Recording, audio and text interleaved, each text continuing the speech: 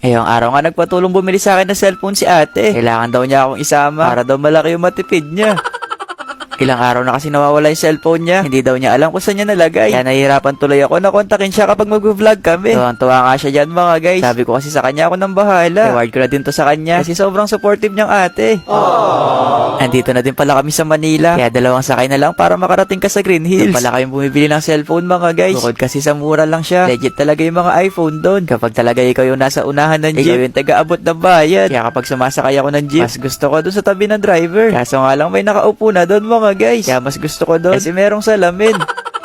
Bago pala kami dumiretso sa Green Hills, bumaba na muna nga kami sa Quiapo Church para makapagsimba. Napatsyempo nga na may misa ngayon mga guys. Kaya nagkaroon pa kami ng oras ni ate para magpasalamat. Katapos nga makapagsimba mga guys, dumiretso na kami sa Green Hills. Ang dami rin pala nagtatanong sa inyo paano papunta ng Green Hills. Kapag nakarating ka na pala sa Quiapo Church, maghanap ka ng green bus sa papuntang Green Hills. Madalang lang sila dumarating. Kaya nang makakita kami ng green bus ni ate, nagtatakbo na kami. Sa lagay nga namin dito mga guys, parang hinahabol ko yung magnanakaw.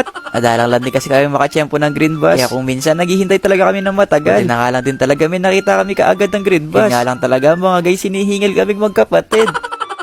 At kapag nakasakay ka na nga ng bus, pababa ka na lang sa conductor sa Green Hills. At tinitingnan mo na lang yung daan. Baka sa ibang planeta ka na ibaba. Medyo matagal nga lang yung biyahe dito. Maabot yata ng 1 oras o higit pa. Kaya mas maganda agahan mo yung pagpunta para hindi ka abutan ng traffic. Makalipas nga ng ilang oras na biyahe, nakarating na din kami dito sa Green Hills. Nauna nga akong bumaba. Yun nga lang talaga nauna ng stoplight si ate kaya hindi pa siya nakababa. Kaya sa mga oras nga na yan mga guys, nagkahiwalay kami. Medyo malabo pa naman yung mata ko. Kaya di ko tuloy alam kung saan siya napunta. Kapag kasi nagko-commute ka dito sa Manila mga guys, bawal yung pabebe. Kaya kailangan mabilis yung kilos mo. Kung hindi, maiiwanan ka. Lalo na kung marami yung mga sumasakay. Ang dami pa nga din pala sa inyo na nag-aalangan na bumili sa Green Hills. Maging ako mga guys nung una nag-aalangan bumili ng cellphone. Baka kasi imbis na Apple yung mabili ko, baging rambutan. Pero dito nga sa HD Gadget, book ko na din talaga yung mga cellphone nila dito. Ilang beses na kasi ako bumili kay ate. Kaya sa mga oras nga na yan mga guys, binola-bola ko na si ate para bigyan niya ako ng malaking discount.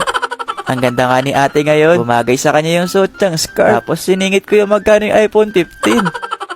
iPhone 13 nga lang yung gusto ni ate. Pero sabi ko sa kanya, IP-15 ko na. Basta wag lang niyang iwawala ulit. Burara kasi ako sa gamit mga guys. Mas burara yata yung ate ko.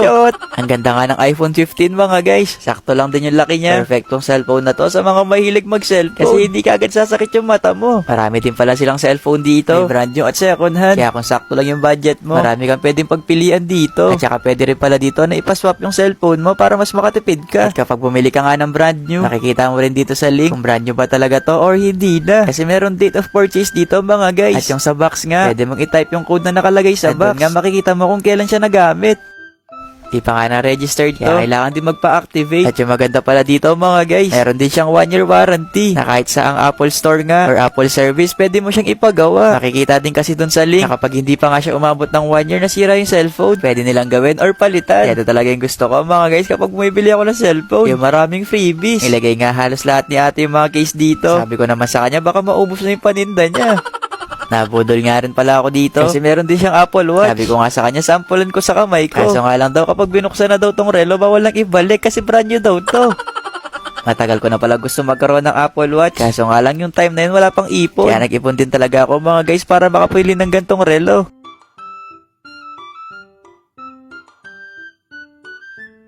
Kaya na din pala ako bumili ng Apple Watch para makonect ko sa cellphone ko. At saka kapag nag-exercise na din ako mga guys, nabibilang ko din. Pero last exercise ko nga mga guys, 2 taon na yata. Kaya binili ko na rin to relong to para sumipag ako. Nagtanong na nga din pala ako kay ate kung magkano yung iPhone 11 nila dito. Pero kasi akong balak na regaluhan. Kaya nagtanong na rin ako kay ate. Di naman din pala masyado nagkakalayo yung presyo ng brand new tsaka yung second hand. Kaya yung binili ko na lang din kay ate yung brand new. Nagdebo kasi yung pinsan ko nung isang araw. Kaso nga lang hindi ako nakapunta kaya malaking tampo sa akin yun. Kaya itong iPhone 11 mga guys, ito na lang ririgalo ko sa kanya. Tingnan ko na nga lang din talaga kung hindi pa matanggal yung tampo doon. Matagal niya na kasing pangarap magkaroon ng iPhone. Kahit iPhone 5 lang daw mga guys, masaya na siya. Pero ngayon kasi halos pa phase out ng iPhone 5. Kaya itong iPhone 11 na lang yung binili ko sa kanya. Ang galing nga, kasi ang dami pang pa-previous ni ate. Kaya panigurado ko itong re-regaluhan ko, matutuwa siya. Ang dami ko nga nabili ngayon kay ate. Kaya sabi ko sa kanya, ibigay niya na rin yung previous sa electric fan sa taas. Pero sobrang bait nila dito mga guys. At bago nga umuwi, kailangan mo nang bayaran yung mga pinamili namin dito. Kung hindi kasi namin babayaran to mga guys, baka malugi si ate. Ayun lang. Bye-bye!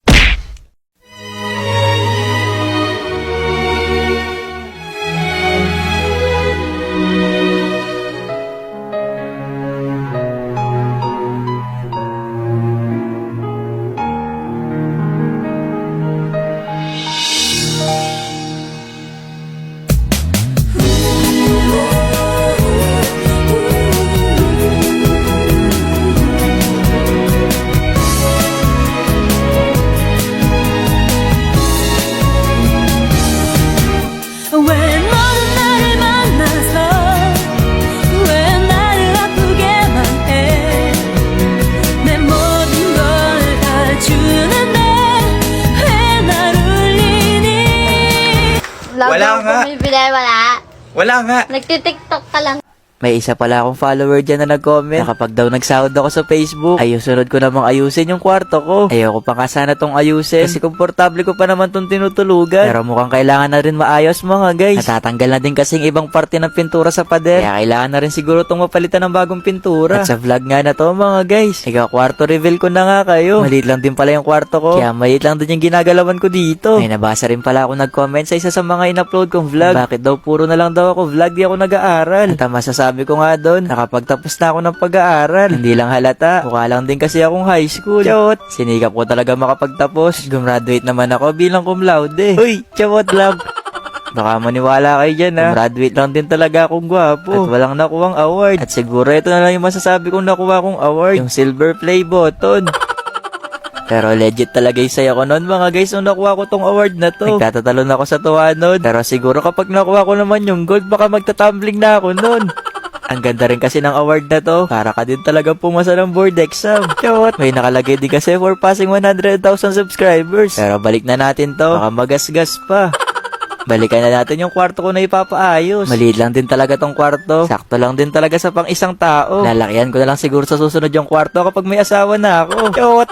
Kaya din pala maaga ako lagi nagigising. Yung kwarto ko tabi lang din ng tindahan. Kaya kapag may bumibili, maririnig mo din talaga. Kaya kada sumisigaw ng pabili dito sa tindahan, sila na nagsisilbing tilawak ng manok. Kasi sa kanila palang magigising na ako. Kaya sa vlog ko mga guys, lagi ko rin talaga sinasabing maaga ako nagising. Chot! Bago pala ako bumili ng mga materialis na gagamitin, inayos ko na nga muna tong higaan ko para di sila maalikabukan. Kapag kasi may pumasok dyan na alikabok sa unan, panigurado bukas lang din. Meron na akong pimple sa mukha. Yung palang hinihigaan ko ngayon, recycle ko lang din yan. Wala kasi akong kama nun. Kaya itong mga upuan ni mama sa sala, ginawa ko na lang din patungan para magkaroon ako ng kama. Pagkatapos ko nga malinis yung buong kwarto, pinuntahan ko na nga din si ate para magpatulong sa kanya. Kung ako lang din kasi mag-isa mag-aayos doon, baka umabot na yung 1 week, di pa natatapos. Bago din pala kami umalis mga guys, nilista na muna namin yung mga pwedeng bilhin sa hardware. Malapit lang din naman yung mga bilihan dito sa amin. Yun nga lang talaga, half day nga lang daw sila ngayon. Pagpili pala ng kulay ng pintura ng kwarto, dito rin talaga ako nahirapan. Gusto ko sana magkulay blue ulit. Kaso nga lang talaga, baka magmukhang water station yung kwarto ko. O kaya naman maging swimming pool na. Kaya ang ending mga guys, kulay puti na nga lang din yung napili namin ni ate. May nakita din pala ako dito na pan-design na parang kahoy. Kaya bumili na din ako. Hindi ko alam kung magiging resulta ng kwarto mamaya. Pero sa nakita ko nga ang kahoy na to, magiging maganda yung resulta. Yun nga lang talaga, ang bigat sa bulsa ng kahoy na yan. Kaya sa mga oras nga na yan mga guys, habang nagko-compute si kuya, nakikipagtawaran na din talaga ako. Chot! Dito ko na nga din pala lahat binili mga kakailanganin. Kasi nandito na din naman lahat. Yung sa kisame, pintura, kahoy, stainless, pako. Basta nandito na lahat. Di na rin talaga ako nahirapan naghanap. At saka inutang ko lang dito kay kuya. Kaya doon ko na din lahat binili. Pagka-uwi ko nga, sinukat ko doon yung sa taas para matansya ko yung sa kisame. Ay di pala ako yung gagawa dito. Nagpatulong pala ako kay Boss Gerald para siya na doon yung maglagay ng kisame. Di rin kasi talaga ako marunong maglagay ng kisame mga guys. Baka kasi kapag ako yung naglagay dyan, baka bukas lang din mahulog yan. Marami din palang proseso sa paglalagay ng kisame. Akala ko kasi dinidikit lang. Katulad nga nito, kailangan muna pala lagyan ng stainless sa taas. At itong stainless nga, ito yung magsisilbing lock niya o magiging kapit ng kisame. Bali mamaya lang din, dyan na ididikit yung kisame. Pagkatapos nga maayos yung stainless sa taas, nandito na tayo sa exciting part. At yun nga yung paglalagay na ng kisame. Sa pagdidikit pala mga guys, may mga tamang gamit lang din yung pwedeng gamitin. Kaya di ko rin talaga kayang gumawa ng ganyan. Pero sa video nga na to mga guys, baka sa susunod alam ko na din gawin. Pinalagyan ko palang kisame tong kwarto mga guys. Kasi sa bahay, isa yung kisame sa mga nagpapaganda. At saka para mabawasan na din yung init sa taas. Lalo na ngayon yung panahon, umiinit na naman. Pagkatapos nga malagay yung kisame, pinalagay ko na din yung nabili kong kahoy. Eto palang mga kahoy mga guys, ipapadikit ko sa tabi ng headboard. Bali, heto na lang din yung magiging design niya. Alam nyo ba mga guys, ang tagal ko na din naghanap ng gantong kahoy. Yun nga lang talaga, hindi ko alam kasi talaga yung pangalan. Kaya di ko rin talaga mahanap-hanap. Kaya kaninang nasa hardware, buti na lang nagpakita siya. Yung trabaho ko muna pala dito mga guys, helper. Tinutulungan ko nga si Boss Gerald para mas mapabilis yung trabaho. Tinatakpan ko na nga din pala yung salamin sa taas para wala na rin ako masyado naririnig ng pabili. Chot! Tinatakpan ko na mga guys para mas maganda rin talaga yung kalalabasan niya. Feeling ko kasi hindi rin siya ganun kaganda kung magiging kalahati lang. Kaya pinabuo ko na lang din. Sa mga oras nga na yan mga guys, natutuwa ako. Kasi naging maganda naman yung kinalabasan. Eto pa nga lang yung nalalagay. Pero parang ang laki na ng bago kumpara dun sa kwarto kanina. Sobrang excited na ako sa magiging kalalabasan nito mga guys. Pero marami pa itong aayusin. Kaya malamang bukas na din itong matatapos. Kaya bukas ko na lang din kayo i-update. Ayun lang. Bye-bye! Ako na nga muna yung bantay ngayon sa tindahan. Kasi namalengke si mama. Gusto ko nga isara ngayon yung tindahan, mga guys. At kapag malapit na lang umuwi si mama, doon ko na lang siya bubuksan ulit. Kaso nga lang baka malaman niya na nagsara ako. Kapag kasi nandito ka na din sa tindahan, walang tigil na din yung mga bumibili. Katulad nga ngayon, kakaupo ko lang may naghahanap na ng Nissin Butter Coconut. At alam nyo ba mga guys, alam nyo na din siguro to, na kapag may bumibili nga dito sa tindahan, kung ano yung bilhin niya, minsan yun na din yung tinatry kong kainin dito. Pero kahit pagtitinda lang ako dito, mga guys, kapag naranasan mo magtinda ng isang araw, mapapagod ka din talaga. Kaya buti na lang talaga may Nissin Butter Coconut. Yan din kasi talaga yung paborito ko kinakain dito sa tindahan. Bata pa lang din ako, favorite ko na din to. At hindi yung chawot, mga guys. Kasi sobrang sarap din talaga niya. Habang pinagmamasdan ko nga itong tinapay, naalala ko tuloy nung nag-aaral pa ako. Sa tuwing magre-recess nga kami noon, laging may nakalagay na Nissin Butter Coconut sa may bag ko. At pag uwi ba tunay nakalagay? Shot! Gustong gusto ko kasi talaga yung coconut taste niya. Samahan mo pa yung sweet glaze. Kakaibang coconut sarap. At tamis kaya favorite ko talaga. At di lang pala ako may favorite noon. Pati yung mga kaklase ko. Kasi halos maubos na nila yung dala kong baon.